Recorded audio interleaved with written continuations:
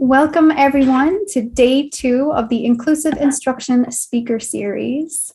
So this is done in collaboration between Smith Teach OTL and the Smith Diversity Office. So Dr. Snyder, do you want to go ahead and do a little level setting for us? Absolutely. Thank you so much, Dr. Renzi. Hi, everyone. Again, my name is Dr. Jeanette Snyder. I work in undergraduate programs along with Dean Mullins on our diversity and inclusion initiatives. And I'm so excited to have you all here, seeing some faces from yesterday and some new faces. And I'm particularly excited about this series because we're able to tap into our UMD community and the wealth of knowledge and expertise that we have. And so we're just super, super excited for every single speaker this week. As a reminder, everyone is on mute. We ask that you stay on mute while Dr. Liu is speaking. And then certainly when the opportunity comes and when appropriate, take yourself off mute. We love to hear your voice. We're also going to be monitoring the chat. So Carrie, Deering, and I will not monitor the chat throughout. Feel free to pop in your questions, some comments, encouragement, resources that you think are appropriate given the topic that we're discussing. We'll compile all those resources at the end of the week and provide them to all of you, in addition to other things that the speakers are referencing. And so we just encourage, again, a lot of activity in the chat. For other questions, we're happy to pose those to Dr. Liu. So you all are also welcome to send private messages, right? If there are questions that you would like to remain anonymous, please feel free to send us a private message. And then finally, to ensure that you can see the speaker most clearly, we invite you to use the speaker view up at the top right-hand corner. And again, we're just so excited to have you all here today. So Dr. Liu, you can take it away. Well, I just want to introduce myself again. My name is Rossina Zamora Liu, and my pronouns are she, her, hers. I identify as an Asian American, non-Black faculty of color in the Minority and Urban Education specialization in the College of Ed at the University of Maryland. So courses that I teach are critical race theory, critical whiteness, critical ethnography, and critical race counter storytelling. And in the summer, I teach pre-service teachers in critical foundations of schooling and education, and we do talk about anti-racist pedagogy from there. It's a different group of students in that capacity, many of whom are changing their careers. And why that's important is because that definitely presents itself in a different context and different conversations, because not necessarily everybody wants to take anti-racist pedagogy and practices or learn about it. And so I really appreciate you showing up today and really thinking about what you're doing in your courses. I'm so happy to share some perspectives that I've learned as a critical race educator, but also anti-racist educator, and what has worked, what hasn't. And then I hope to learn alongside with you in ways that we could better affirm our students of color and their ways of knowing and their ways of existing. If I may invite you to just open the slides up, that way I get to see everybody and then not use share screen. If I could invite you to slide number 2. Slide number 2 is just our brief agenda. I will say I tend to get off the agenda sometimes because depending on conversations. So if there are questions that you have or things that's coming to mind, please feel free to interrupt the conversation. It's just part of the conversation. I shouldn't even say interrupt. I want this to be as conversational as possible. We're going to discuss different ways that we can think about inclusion in our instruction, but also in terms of how it relates to racial power dynamics. And then, of course, there are certain things that we have to define in terms of how do you even define racism and what constitutes that? Because if you can't identify that, then anti-racist work doesn't work.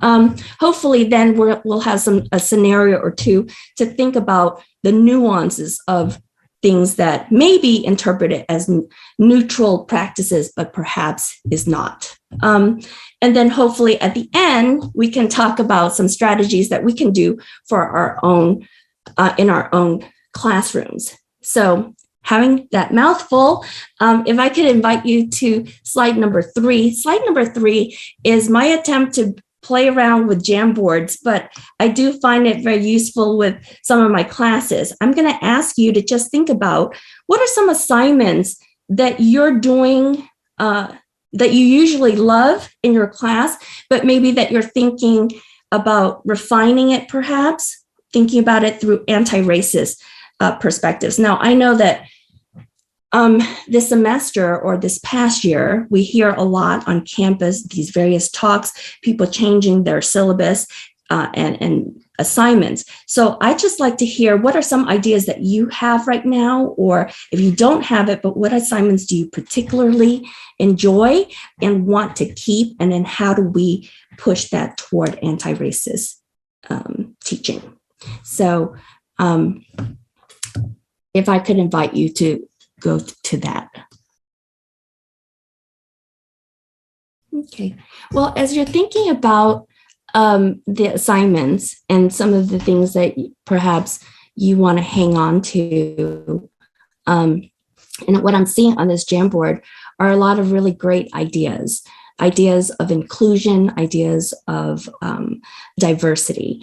And I think that and I also see thinking about privileges here and thinking about implicit bias. And as we're pushing these assignments and making them more anti-racist, it's important for us to then think about, well, what does it mean to do anti-racist work? And what does it mean? What does inclusion and diversity actually mean? Right? Because the term inclusion and diversity could mean many things. It could just mean representation. It could mean multiple perspectives. It means a range of different viewpoints or different ways of existing, but not necessarily thinking about it through racial power dynamics, right? So diversity can mean many things. Now, for some of us, it does mean that, but the way that we talk about diversity and inclusion remains very power and race evasive. And in terms of implicit bias, that's important on a one-to-one level where teachers are working with students and we have to identify our own bias. But the other piece of anti-racist practices is to also understand the things that it goes beyond being a good, nice person. Does that make sense? So, and as we're thinking about anti-racist practices, we have to then identify them with systems. We also have to identify them with structures and ways that various practices hide the whiteness behind that. And I say whiteness because whiteness is considered very universal. It's the standard of ways of how we understand things. When we say that's just the standard, standards have ideology that's hidden behind it or that grounds it. And so when you're doing anti-racist work, it's important for us to also then define and identify what that is, what that whiteness is. So if I may invite you to slide number 5. Slide number 5 offers definitions of anti-racist pedagogy. Now, anti-racist pedagogy was born out of multicultural education and critical pedagogy. A lot of times, or what you might hear some educators is some educators who are critical race educators also combining that with anti-racist pedagogy, but they're not the same. And I say that because critical race adds another layer to that structural, the permanence of racism, the permanence of structural racism. Anti-racist pedagogy is just saying, I need you to recognize that it exists and that we can address it through practice, right? So there's a slight difference in that.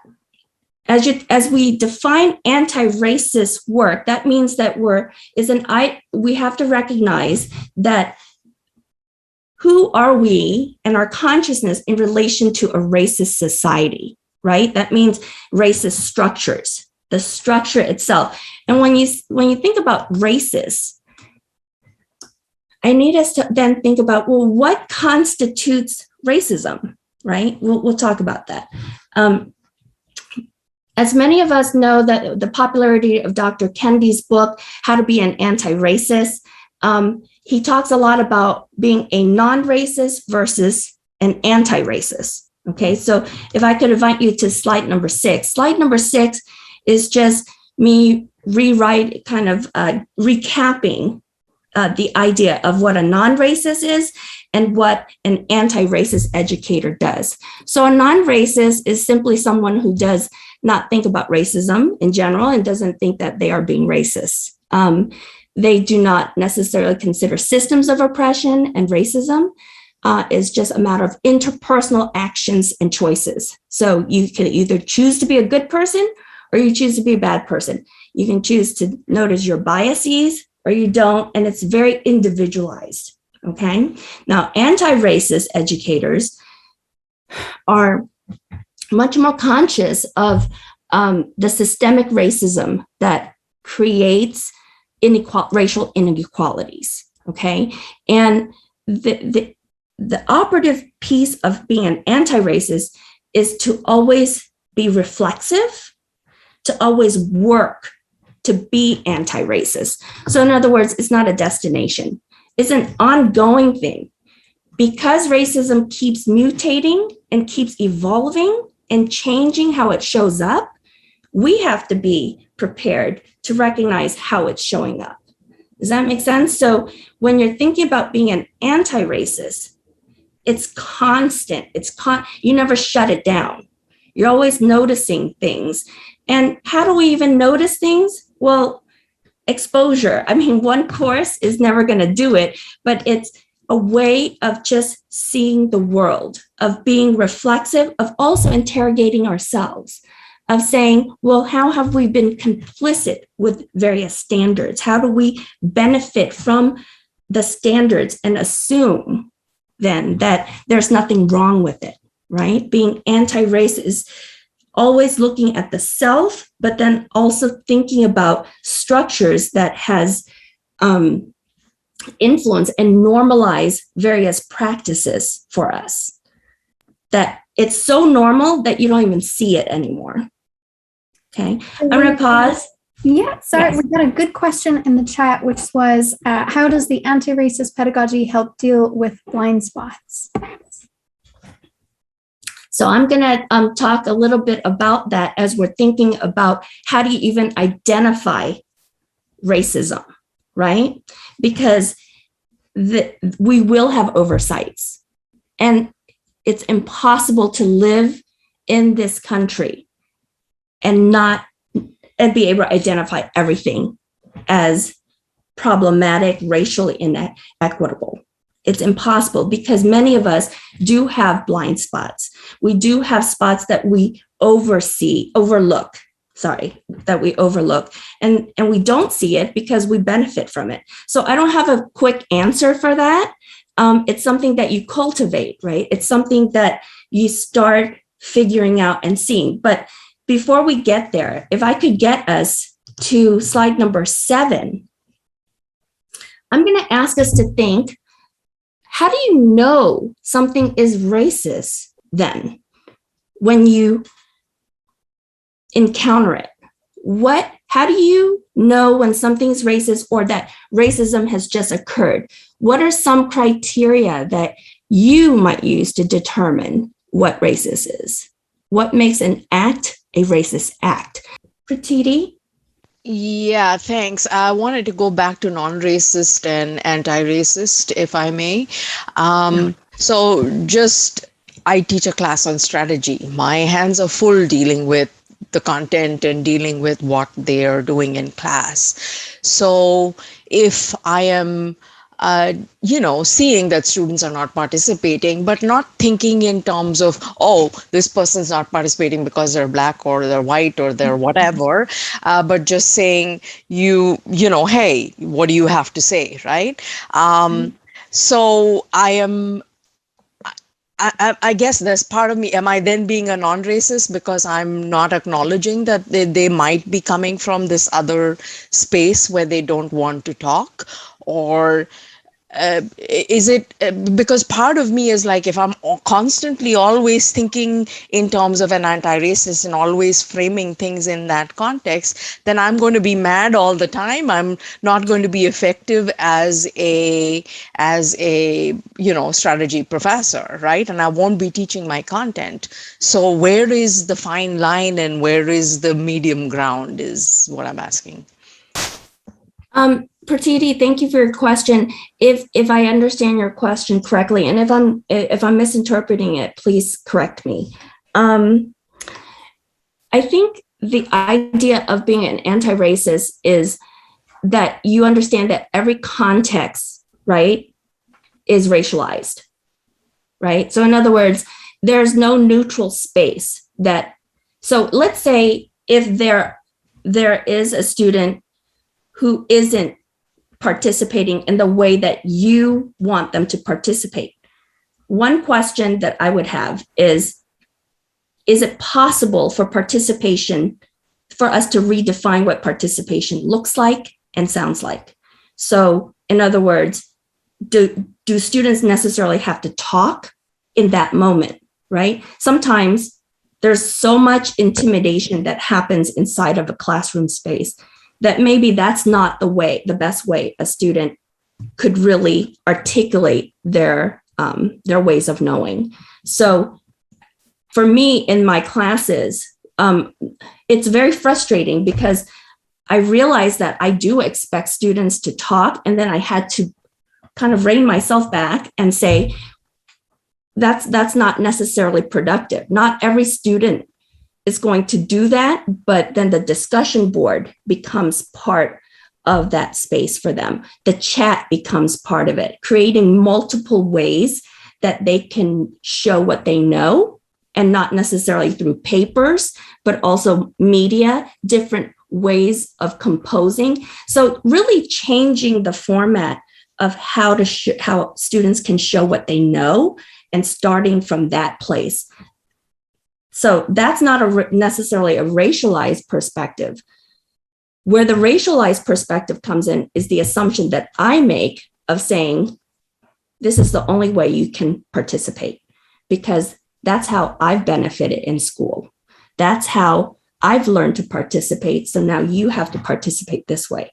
In a pluralistic classroom, we have to expand if we are to acknowledge multiple ways of knowing, then we have to acknowledge or enable and create multiple spaces to show that knowing, if that makes sense. That does make sense, and thank you for that. But I will also push back and say that we're in a business school, and in a business school, you're expected to speak up in meetings. And so here is the classroom where you have to kind of start slow. And I do have multiple ways of students participating. So I have all of that, but that still doesn't negate the importance of being in the classroom and still needing to speak up once in a while, because otherwise you'll get left behind when you get to the real world. So, and we don't want those people to get left behind, right? That's what the point of this whole conversation is. And so I don't think we can excuse them from participating, speaking. But that's my point of view. Okay, thank you. No, I hear that. Yeah, yes? I have to agree with her on that. And I'm not even looking at it in terms of someone's race. I'm looking at it maybe in terms of versus an extrovert. And, you know, how can I get them and say a team presentation or, you know, speaking up in class? I do have assignments that are geared towards people who tend to be quiet. But I don't think of it in terms of race. I think of it in terms of where they get their energy from. So I'm trying to make that connection. Well, I appreciate that, and I think we can talk about not seeing it as in racialized terms, but I think that it's impossible in a racialized world to not see things through race. And when we look at a student, there are stereotypes and there are biases that are connected to that. So for example, when you're seeing a Black student of color, you might say, no, I'm not being racist, but there are things that, whether it's you or whether it's in different places that you've seen, the schemas that are constructed, socially constructed, there are stereotypes attached to it. So research does show that we do see students who are, for example, who are Black in deficit perspectives. Not all of us, right? But I'm just saying that to not acknowledge that piece, then there's not much I can say there, but that would be the first thing that we have to be able to acknowledge, that that does happen, and that something has to happen inside of our heads to say, okay, hold up, that's not the way that I need to see the student, right? Research also shows that we tend to favor Asian American students who are lighter skinned because we see them as the model minority, right? And we think that they're hard workers. Research also shows that we favor white students. So, and we favor students who do talk more or who participate more. So there are those things that perhaps not you, Dr. Kelly, but I think that it's important for all of us to acknowledge that we do have moments where we are guilty of these things. And I would call myself out as well. Oh, I'm not debating that at all. Not in the least. I guess my question goes to how do we help them succeed in the work world? Yeah, if the work world doesn't change, right? Structurally, that's the problem. If the work world doesn't change, then you can change a lot in the classroom, right? But not if structurally things don't change. So for me, when I'm thinking about teaching pre-service teachers, for example, and they're saying, well, the schools are not allowing me to do this, right? Because the curriculum requires this. Well, my response to that is, sure, but it's very important for them to also feel in the classroom that you give them the tools that they would need to resist the current structures. Now, in business, I'm not in business, and I understand that there's lots of cultural practices in business that is perhaps very different in education. So I don't assume to take that and be the expert of that. But I think it's important for students to also know that you're very aware of that dynamic and that you are there to support them, understanding that there are structures in place that are working against various participation style, for example. But to say, I hear that, but here's what's going to happen, because structurally you can't change structures by yourself. And I understand that piece. Nicole, do you have your hands are up? May I ask what's on your mind? Hi. Let me put my hand up. So hi, everyone. For Kathy and, others who are thinking about this, it's like, I think it's not like either or, right? Because I also teach in organizational behavior and obviously know a lot about the literature and personality.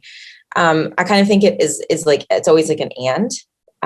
And so one thing that might be helpful to think about is, so I do a lot of work in gender studies, and there's certain things that where women are socialized in certain ways.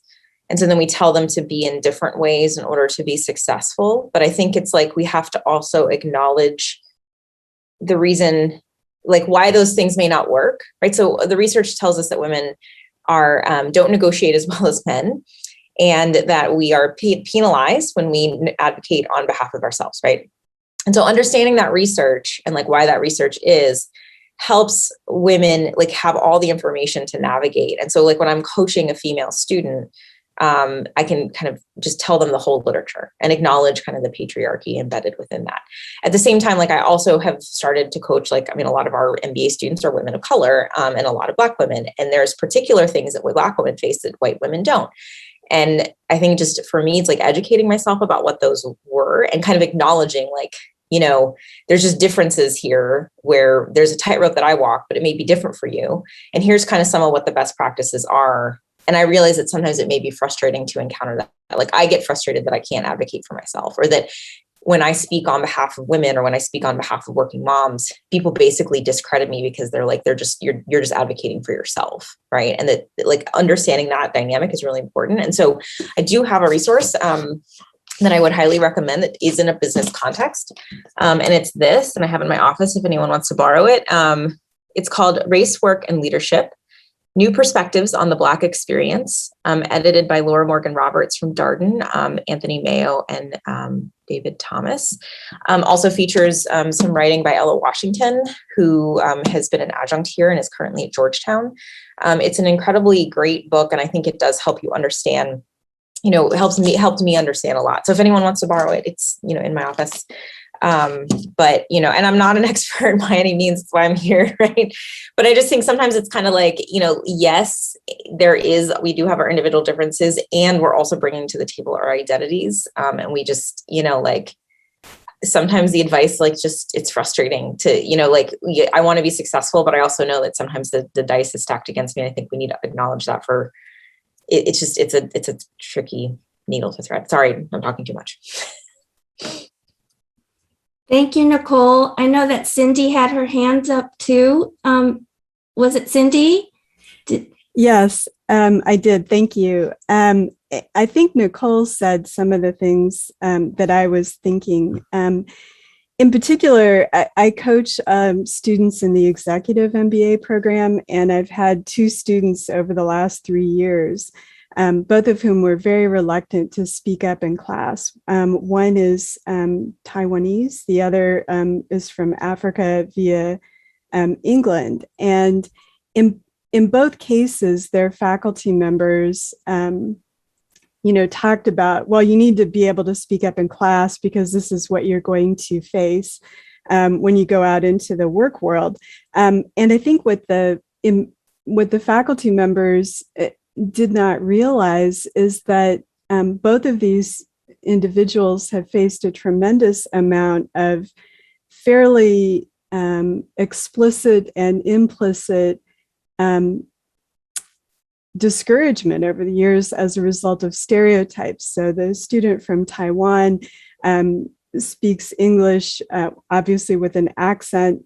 The one from Africa just has faced really daunting odds in the workplace. And I think this, you're going to have to, the stance of you're going to have to learn to speak up in the workplace really doesn't get at the challenges that they both face with regard to, those historical experiences that they've had that have really worked to undermine their confidence and the kind of, in some cases, fairly explicit denigration that they have faced. And so, I don't necessarily have an answer. Clearly, they're going to go out into workplaces that, have this white supremacist, infusion in it. But I guess one of the things that it has really sensitized me more to as a white woman is trying to support the development of their confidence and giving, at least as a coach, I can give them a safe space to talk about those things. Thank you, Cindy. I appreciate that so much. And one of the things that you have just brought up is the idea of Dr. April Baker Bell, who writes about Black linguistic justice.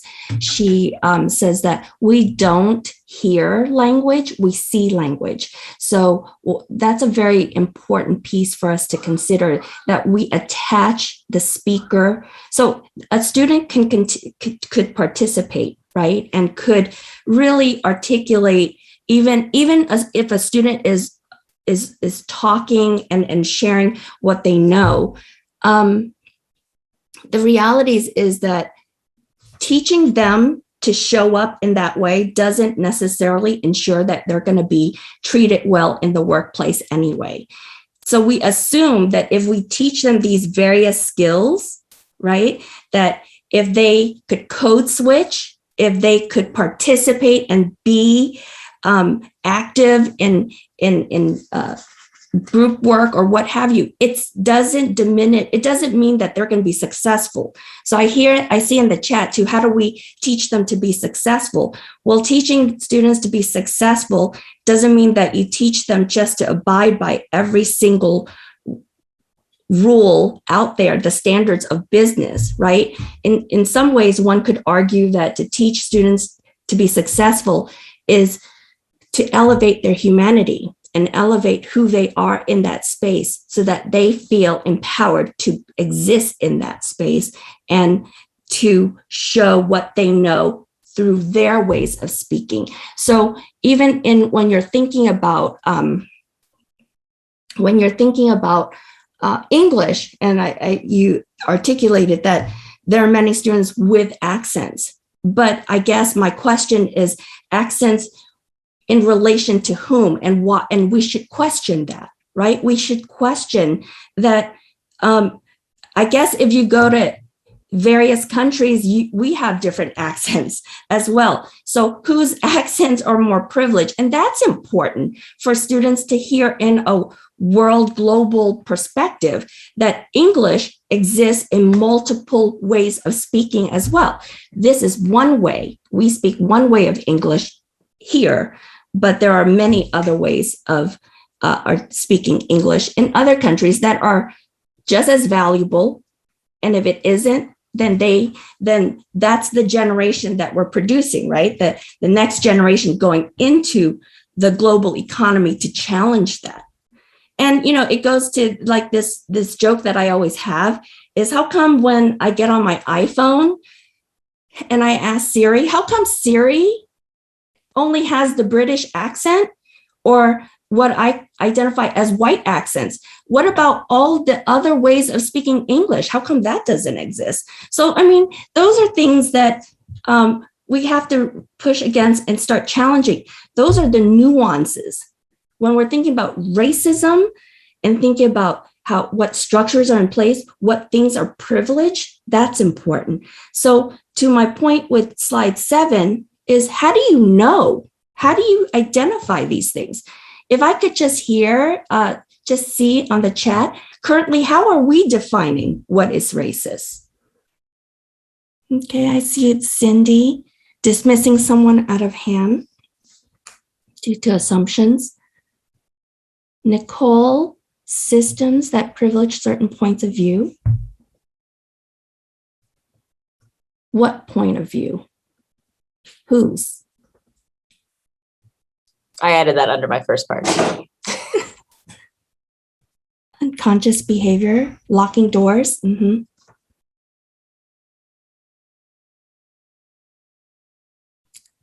Okay, locking doors is an explicit one. That's good. What are the things? Like when we're thinking about certain points of view, I think that it's important for us to name that. Yeah. I don't know about other people, but for me, it's this sort of, and the reason why I'm not typing this in the chat is because I'm not 100% sure how to do it. But for me, it's sort of a feeling I get in my stomach. You just sort of feel like something is wrong. So growing up in the South, people also often refer to like the ghetto part of the city. And, you feel like the ghetto is where people who are different than you live. They may be lower income. They're predominantly people of color. So like where I live now, there's this weird mix of like upper income houses of all colors. My neighbors literally are of all colors. But then like behind us is a lower income city. A couple of cities over there were not. And you can just sort of get this yucky feeling in your stomach. And I guess like having a child of color, maybe I'm super sensitive to it. I know somebody yesterday said they had had a Black spouse. So maybe I'm super sensitive to it, but it's when people look at me and look at my child and they can't like reconcile the two, or people will see my child in a store and they're watching her, and then they see me come up behind her and they visibly relax. It's just that sort of sense that something is wrong, right? And I'm not sure how to type that, but it's just that sort of intuitive sense that it's not, that this is not okay. Thank you, Wendy. I appreciate you sharing that. Does anybody else want to share? How do you define racism? Wendy, what you brought up is the idea of there's a very fine line between the explicit displays of racism, right? Which currently, when we're thinking about what is racist, we, and especially in the media, when you're thinking about explicit racism, you're thinking about, or when we talk about racism, we're usually using very explicit performances of racism. So, for example, when you see the hooded Klans people, right, or swastikas, or those are the paraphernalias of racism, and that's of the Jim Crow era. But thinking about racism, even though that's people still wear that, there are many other ways that racism shows up. And what I want to invite us to think about is similar to what Wendy has just shared with us, is that it's aversive racism. Aversive racism, if you go to slide number 9, is a much more subtler idea of racism. And it's based on stereotypes. It's based on that reaction that Wendy noted, that when she shows up, then there's that reaction of ease, right, from the stranger who sees Wendy as a white woman, right, as opposed to seeing her children who may be biracial, for example. So there are stereotypes. There's negative images of people of color. Thinking about aversive racism, there's many ways, for example, when the denial that racism exists, for example. So many people also talk about that we're in a post-racial world, or that we have since progressed, or not really willing to see things through the racialized lenses. So that is a form of aversive racism. If you go to slide number 10, I'm currently working, we're about to tomorrow actually submit our manuscript to the Oxford University Press. It's been a long time coming, but the idea of aversive racism is that there are many colorblind attitudes and stereotypes against people of color. So to assume that we live in a very colorblind world, we're evading the fact that race does play a factor in equities, social inequities, right? Aversive racism implies that a white person is focused on being a non-racist more so than being an anti-racist. And a lot of it's not just colorblind attitudes, it's the assumption that there are things that are not racialized. And maybe on a one-to-one, that could be the case, but when you're thinking about it through structural matters, we're all implicated in a racialized context. So it's almost impossible to take apart race. Now, I should make the distinction between race and ethnicity, for example, because some people always bring that up, and they'll say, "Well, no, it's not. Not every. I don't see things through racialized lens. Racialized a person's race. You don't necessarily get to choose. So I identified myself as an Asian American. That's a race, right? But within that, there are many ethnicities. I identify that because of the way I look and how I'm treated as a group. I'm racialized as an Asian American, a light-skinned Asian American. Now, I could be Vietnamese. My mother is Vietnamese. So I don't share the same anything of other Asians necessarily, but I'm still racialized that way. So it's not just a matter of choice, is what I want to articulate. Pratiti, I'm sorry. Yeah. May I know? So just want to slightly change the lens of the conversation, because I agree there's years and years of racism. I agree that there is systemic racism in this country.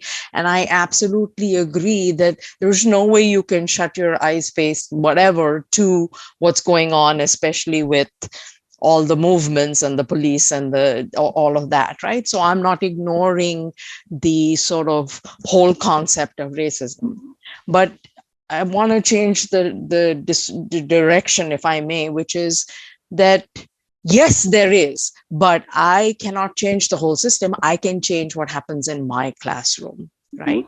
And so in my classroom, agreeing that that some students may not speak up, or that we address these inequalities, and some people might be uncomfortable about speaking up because they come from a certain background. And agreeing what Cindy said, that if you do speak up, you get penalized. I've experienced that too. But if people don't take action or don't speak up, then we're leaving the system to continue the way it is, right? So somebody has to step up and make that change. And if we don't encourage, yes, you'll face discrimination, but I don't know how to empower my students so that they would be able to speak up and face that discrimination, acknowledge that they're going to face that discrimination, but still speak up. So how do you do that? Thank you, Pratiti. That's a real question. And I think the focus on individualism is a problem, right? Is to say, you need to speak up. You need to do all this. I think community is important. I think resources are important. So for example, we exist in a culture that says you can make the difference, except that you yourself by yourself is not sustainable. You yourself by yourself without support networks. So if there are ways to think about, what does that mean then to participate in a community? Who are your communities? How do you come together to work with them? And to me, that's a question that a lot of our pre-service teachers ask as well, right? Is that, well, how do I help my students do this? Well, you give them the tools, but there's also the emphasis of community and affinity groups and things of that nature. You can't possibly expect one person to change everything. Having said that, if there is a student that doesn't speak up, is it really the responsibility of that one student to have to do that work? Is it possible that activism could happen in different ways? Not everybody's going to go and be this great speaker and goes out into protests and be the keynote, right? It's not going to be like that. There are many ways to participate in that liberation and being free and providing and doing that work with students to provide them with the resources would be important. That would be my response, Pratiti. Okay, thank you. And I just want to add one small thing, because I'm looking at a lot of the M&O faculty and the marketing faculty here as well. But everything that you just said, Pratiti, that has value for your students also. So telling them, man, I wish that I could empower you all such that you could go into these systems and do these, right? Being very honest as a faculty member about what your dream is for your students, and then doing everything you can to get as close as possible to that ideal, while letting them know you feel limited because you're one person and you hope that you can work together with your whole class, and that they might feel limited as one person. But like Dr. Liu said, encouraging them to find community, maybe in their group or their class, or like Nicole said, in network building, sort of as a business skill. So one thing I would say to all of you is, you're attending these talks is already huge, and communicating everything that you learn here with your students, even if it leaves you feeling like you're not offering a solution, is still very valid. Dr. Snyder talks a lot about the value of naming. And so going through these processes and learning and understanding, even if it means that you see your limitation a little bit more, I think is something that you can communicate to. Can I go back to what Pratiti, this is Victor, and I'm sorry I'm off video, but I just can't be on video.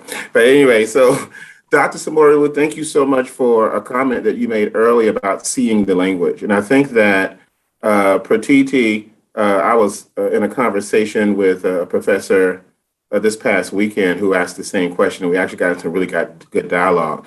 And I think that the goal of any professor is to teach the class. Okay, at the end of the day, you're going to have to make sure that those students walk out of that classroom with the learning outcomes specified, and everyone is, moving to the next level. That's priority. You can't sacrifice anything for that. That's your charge. That being said, what I loved about what Dr. Zamora Liu mentioned was, and this is what the professor and I was talking about this past weekend, is then alongside your teaching, which is priority, that we as people, all of us, even administrators, have to develop a discerning spirit. And it means that while you are teaching, you're also just acknowledging sort of like the behavior. You are just filling out the energy in the class.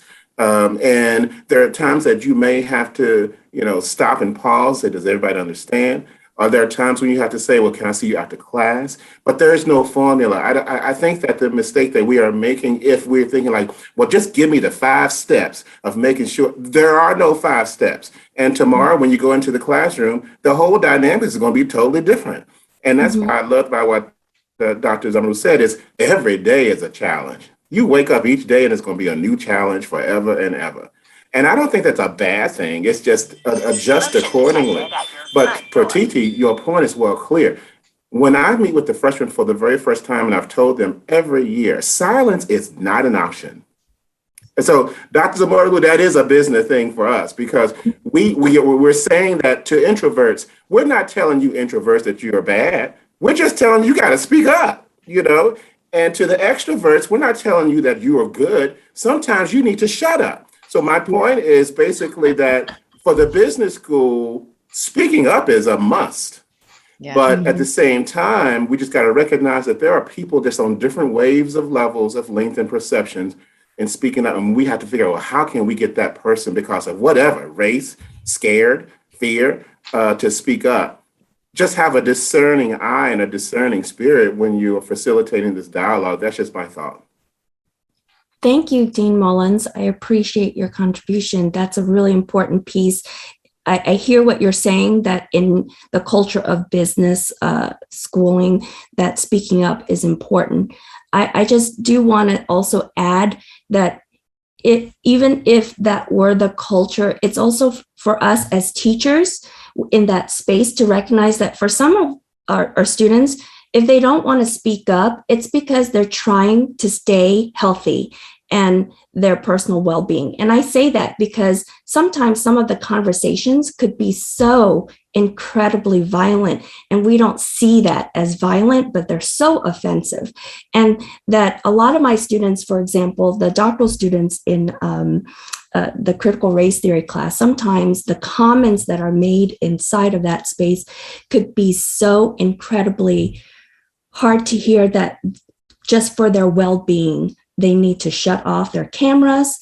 They have to not speak. And I'm not saying that that it's in business. I understand that you have to, but there are instances where sometimes speaking up just continues that harm on students too. And so that's hard to navigate for me, because I do know that sometimes my students will write me privately and say, I'm so sorry I had to turn off my camera today. I'm so sorry I didn't say anything, because I can't even bring myself to articulating what I need to articulate without feeling my heart racing.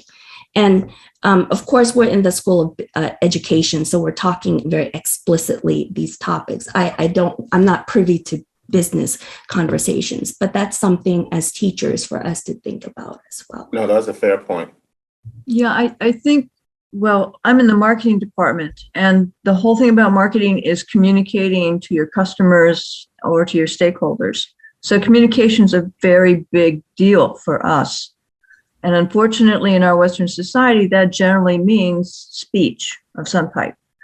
But what I'm more concerned about, actually, and somebody else brought this up, and I thought it was an excellent point, were the case studies. Our case studies are extremely from the Western point of view. And I often wonder how those from other countries, when they read these case studies and what worked and so forth and what didn't and why something failed, maybe because of the population, or they do come across being very ethnocentric. And that concerns me. And I don't know if there is an answer to that outside of just being very careful about the case studies that we put forward to our students.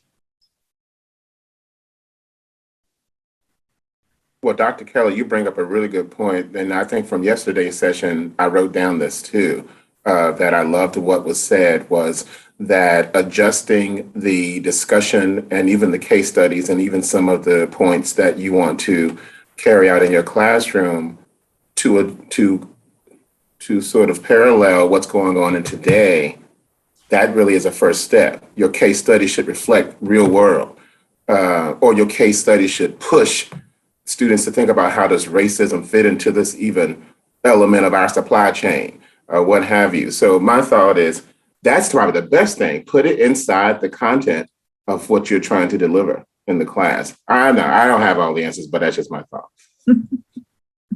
I think that when you're doing case studies or anything that you present, that it's important to attach power dynamics to it so that when you're talking about it, it's not the case or the one. It's more important to say, here's a range of different perspectives of how this case could be seen, but it's a case and that it's dominant because why? And then helping students critique it alongside the power of why it remains dominant or why it's the way that things are understood or practiced, who dominates in this space, right? So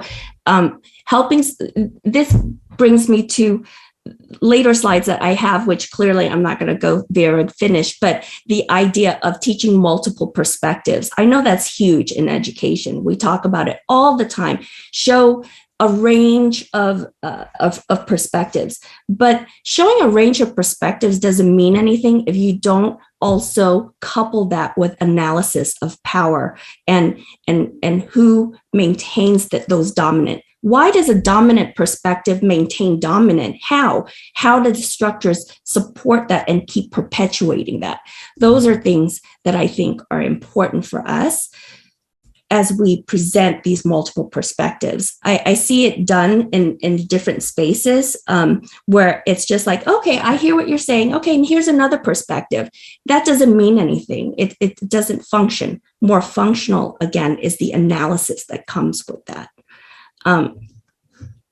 I am completely out of time, and I know that I don't have all the final thing, but if I could just end on, should I end right on a note, is this idea of, I had all these scenarios of what we could think about in slide number 15.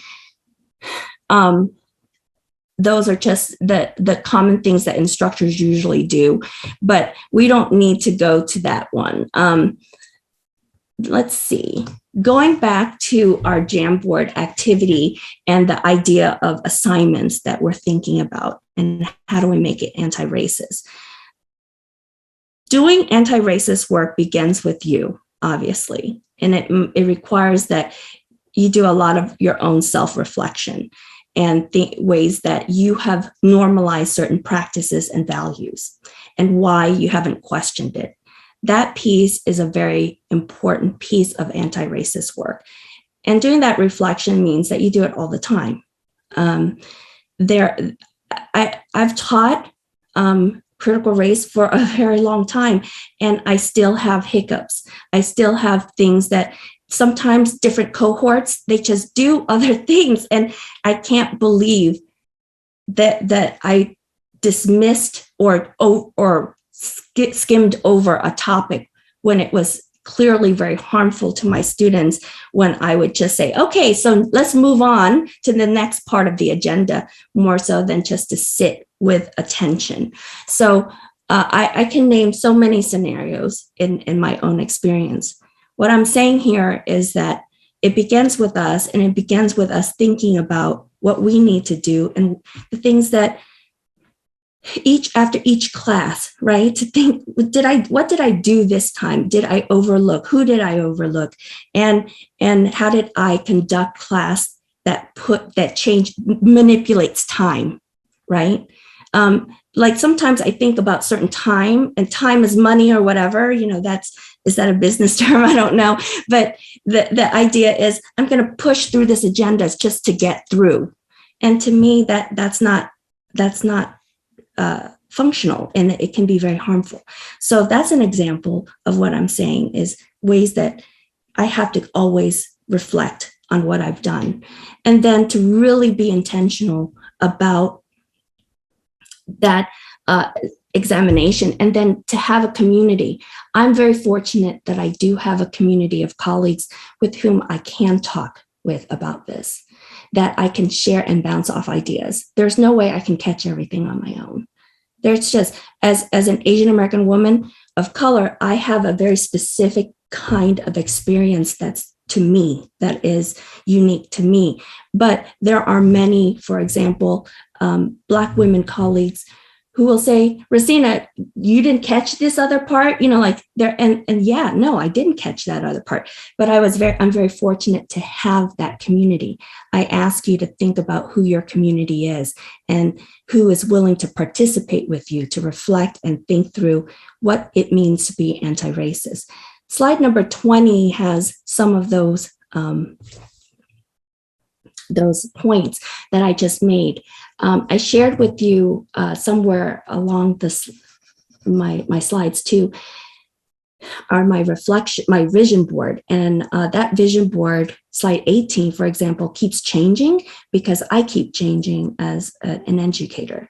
And I use vision board a lot because the images I pick really tells me what I'm also valuing and what I'm overlooking. So I self-analyze quite a bit. And that would be a tool that I think most educators can do. And it's fun. Vision boards are fun, but it's also fun to be able to have that and talk with my colleagues and say, here's my vision board this week. And, we talk about things like that. And that's a form of reflection that I do. So that's how I'm so sorry I couldn't go through all of everything that I had planned, but I hope that we engage in this conversation with each other.